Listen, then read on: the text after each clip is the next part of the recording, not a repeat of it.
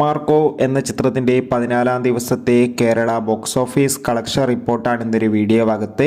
വീഡിയോയിൽ വരുമ്പോൾ video like ചെയ്യുക, ചാനൽ സബ്സ്ക്രൈബ് ചെയ്യുക. ഡിസംബർ മാസം ഇനിയും ധാരാളം ചിത്രങ്ങൾ അങ്ങോട്ട് OTT റിലീസ് ചെയ്യും.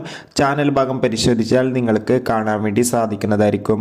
ഉണ്ണി മുകുന്ദൻ നായകനെത്തി, കബീർ സിംഗ്, സിദ്ദിഖ്, ജഗദീഷ് എന്നൊക്കെ പ്രധാന കഥാപാത്രങ്ങളായെത്തിയ ചിത്രമായിരുന്നു മാർക്കോ.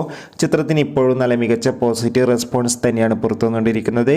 അതുകൊണ്ട് തന്നെ എല്ലാ സിനിമാ പ്രേമികളും ഒരേപോലെ മാർക്കോ എന്ന ചിത്രത്തിൻ്റെ ഓരോ ദിവസത്തെയും ഓരോ കളക്ഷൻ റിപ്പോർട്ടും അറിയാൻ വേണ്ടി കാത്തിരിക്കുകയാണ്. ചിത്രത്തിന് ഇന്ന് 14-ാം ദിവസവും കേരളത്തിൽ മികച്ചൊരു ബുക്കിംഗ് തന്നെ നടക്കുന്നുണ്ട്.